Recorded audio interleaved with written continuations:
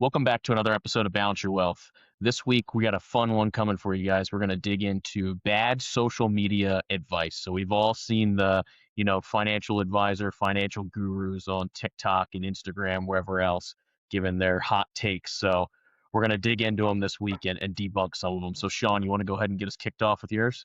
Yeah, one of the ones I love is when people are like, just put it in a trust. If you just put it in a trust, and then the trust owns the other trust, then there's an LLC, then you're good, and then they can write it off. And it always makes me laugh because what people don't know is that a trust actually pays the highest taxable income rate that exists. No matter how much money it makes, there is a break for up to like $2,500, but after that, every dollar a trust earns gets taxed at 37%, the highest ordinary income tax rate. So not only is this bad advice, it's horrible advice. It could end up costing you way more in taxes if you just try to put everything in a trust. A trust does give you some privacy. There can be some value there, potentially some protection from creditors, but ultimately it's not going to give you complete protection. Uh, as with all things, please contact an attorney to talk legal advice, but do not contact Instagram for financial advice. Yeah, and beyond that, there's all kinds of different types of trust too, Sean, right? So there's revocable trusts that are set up just in your social. There's irrevocable that are different EINs. There's all kinds of different nuance here. And just saying set up a trust doesn't mean a damn thing, to be honest with you, right? So it's just so general and vague. It's not even helpful insight. Awesome. Good one there, Sean. That's some advice I think we can all say is probably not that great that's floating around out there. So well, let's go ahead and jump into the next one here, Tyler, if you want to jump into yours. Yeah. It's the just write it off crew. Hey, you got a business, you got an LLC, just write everything off. It's legal. You have a business. Your haircuts, write it off. Your clothes, write it off. Your G wagon, write it off. Uh, doesn't have to be for business use. You have the LLC. You can just put it right through there and write it off and take the tax deduction. So yeah, I love that. That is all over social media. So much bad deduction advice out there. So just be very wary of that stuff. My Yeah. favorite's always going to the comments on those, Tyler, and being like, hey, the IRS is coming for you, because they probably should. That Ferrari that they wrote off, it's not tax deductible. There's people in the comments and they're like, no, that's not good advice. That's tax fraud. Like, sorry. My wife's business, they always joke around. They're like, whenever they buy something, they're like, just send it to the write-off people, right? And send it, they'll take care of it. So Yeah, we've all heard the write-off videos, and I think what we're missing there, the subtext is I rented this Ferrari and I wrote off the rental for the Ferrari, not the whole Ferrari. Awesome. You want to go ahead and give us your hot take here, Bob, on the bad Instagram advice you've seen out there? Yeah, you know what? Mine's actually going to follow up kind of close to Tyler's. And it's the advice to set up an LLC and pay your kids tax free, right? And I even had my own brother sent me a message and said, hey, Bob, should I set up an LLC so I can pay my kids tax free? And the truth of that is no, unless you have a legitimate business that legitimately earns money and is set up for profit, and your kids legitimately do work that you could actually pay them for. You can't just say, hey, my kid's a model and I'm going to put a picture of them on a website for some business that doesn't even make money and then pay them and get it tax free. Like there is all kinds of nuance associated with this. And it's close enough to a write off, Tyler, that, it kind of feels like it.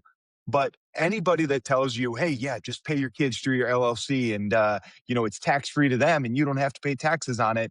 First of all, if they know what they're talking about, they're misleading you and making you go straight towards tax fraud. And second of all, even if you do it, there's a lot more hoops that have to go through. I personally own a business and I could pay my kids, but I don't because one, they're not hard enough workers anyways. I don't think they'd be able to figure it out. And two, it's such a pain in the butt to set up and track and follow that a lot of times it's not even worth it. So that is my personal least favorite social media advice.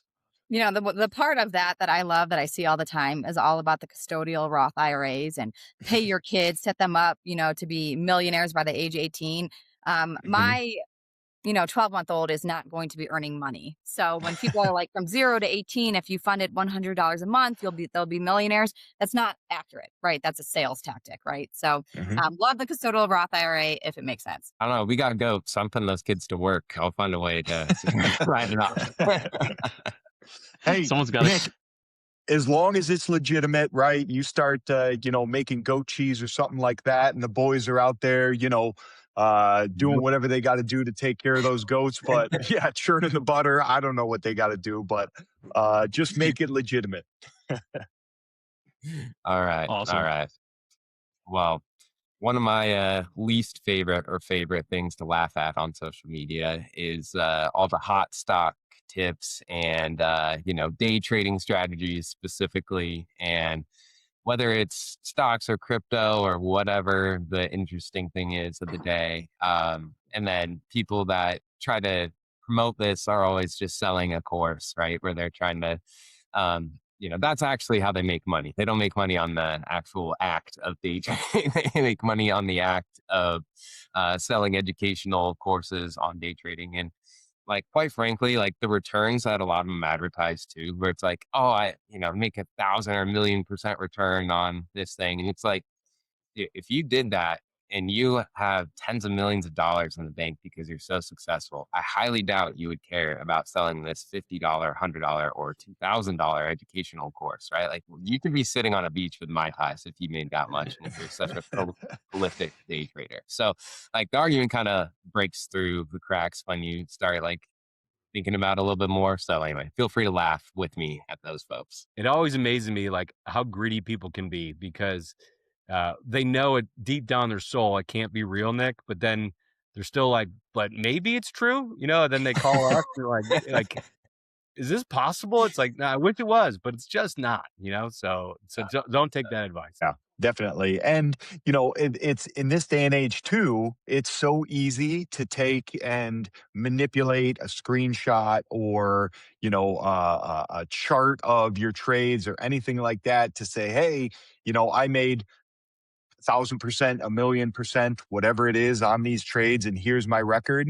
You can't necessarily trust those sorts of insights from those folks, especially when they have a course to sell. And beyond that, I would say that 99.9% of those folks are not licensed in any way, shape, or form. So they're not, sort of bound by our requirements to be able that we have to disclose certain things or we have certain legal obligations to kind of put out there, so just be really mindful if they are not a professional and they're trying to sell you something. Could be pointing to a bad information there. The scary thing is it's not only social media. I have CNBC on in the background during the workday, and I've been hearing the same commercial for the last 6 months. My my formula is flashing a warning signal right now. Please reach out. You need to have this information. And I'm like, been flashing the same signal for the last 6 months. I mean, hasn't the warning come and gone by now? Like, what's going on? It's Like, a new warning. it's Yeah. comical. Yeah, it's so comical. It's so bad. Yeah. I always think like So- if somebody had a really good investment strategy, that they would just launch a fund that has a real verifiable track record, and then they would attract $1 billion of AUM into the fund because it's doing so well, right? And so that's always never what they do. They always just prefer the self-verify. Like, let me show you my personal track records from my Excel spreadsheet, and trust me, it's great. So anyway, I'll quit on this one. SEC is not allowed near my results, but you should buy it. Yeah. Well, they Yeah. follow the SEC views it as entertainment, which is the problem, right? So that's what you're talking about, Bob. Like, it's they get a whole different set of rules that they have to play by when they're just entertaining people versus like actually being professional financial advisor. Yep. Yeah, all great points, guys. So 2 rules of thumbs that thumb out of that. To Nick's point, read through the lines. If they're selling you a course for $49 or $99 a month, they probably aren't making hundreds of thousands of dollars. And to Bob's point, if there's not a disclosure at the end of the video you just watched, they probably aren't legit. So with that, we'll let Nora wrap us up with her last piece of bad financial advice for us here today. Yeah, the one I see all the time is using the catchphrase is side hustle, right? Do this Mm. side hustle. You should, if you're not doing 5 different side hustles, you're failing at life, right? Um, so for that advice, just know you're on a social media platform that one, that person is probably getting kickbacks. They're probably getting some type of influencer sponsorship on whatever they're trying to promote. If they say I've earned, 10,000 this month, nope, they may be saying like that's the profit, but what they're not saying is they spent 11,000 that month on marketing, right? So watch out for those kind of things. Don't feel like you're failing in life if you don't have several side hustles, right? Focus on what you're good on. Work towards your goals. If that includes a side hustle, we've had several conversations with clients on if that makes sense, especially from a strategy standpoint. If you have an IRA balance and you make too much money, and does it make sense to open a solo 401k? How do you do that? That's when side hustles make sense. So don't be afraid if you're not, working, 50 hours a week on 2 different side hustles. So be wary of what you're seeing out there. One of my favorite videos on social media ever. I can't remember this guy's name, but he's like, I don't have just one day in a day. He's like, I have 3 separate days in my day. He's like, I manipulate time. And over a week, that gives me 7 more days than you. And over a year, it gives me 28 more days than you. And 5 years later, I'm just kicking your butt. And he's like, I just manipulate time. Like, what? What are we doing? What are we talking about? It's Yeah, crazy. social When I media, it can really make us start to stretch and try and achieve that lifestyle when really all we got to do is look at our own finances, cut back our expenses, save money in the right places, and put together a plan to execute. And you're going to be much happier than having 12 different jobs. Yep. And that's the point, Nora, that I loved most about what you said is focus on what you're really good at and just keep getting good at that, right? You don't it's not helpful to try to be good at 17 different things. Sean, you were a quarterback, playing football in college. Wouldn't have done you any good to try to also be a defensive back and a defensive lineman and a linebacker and a wide receiver, right? Like focus on what you're good at. The more side hustles you have, the less you can focus on what you're really great at, unless your side hustle is just building up what you're going to be great at, right? So I think there's too much of that hustle culture. And so, Nora, I agree with you completely on that being some pretty bad general financial advice. Awesome. Yeah, great points, everyone. Makes me think of the old adage, comparison is the thief of joy, right? You're on social media, you see all those people with all their fancy cars and houses, and they're all just renting them to be able to film this content to put in front of you. And it's like, this is all fake. No one's life is like this. So keep that in mind when you're consuming that social media content out there. Awesome. Great discussion this week, guys. I'm going to go ahead and pass it over to Bob, who has got our 30 to 60-second rant of the week here for us. Yeah, no, I'll take the win here this week. That's great. I'm going to rant about teenage kids, right? So, right now, I've got 2 teenage kids.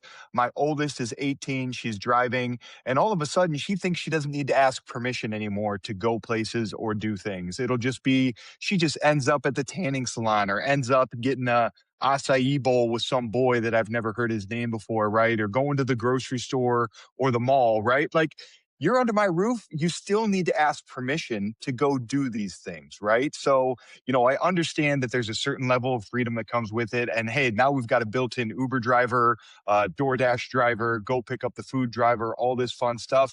But listen, you still got to ask permission until you're no longer living under my roof and you've got a house of your own.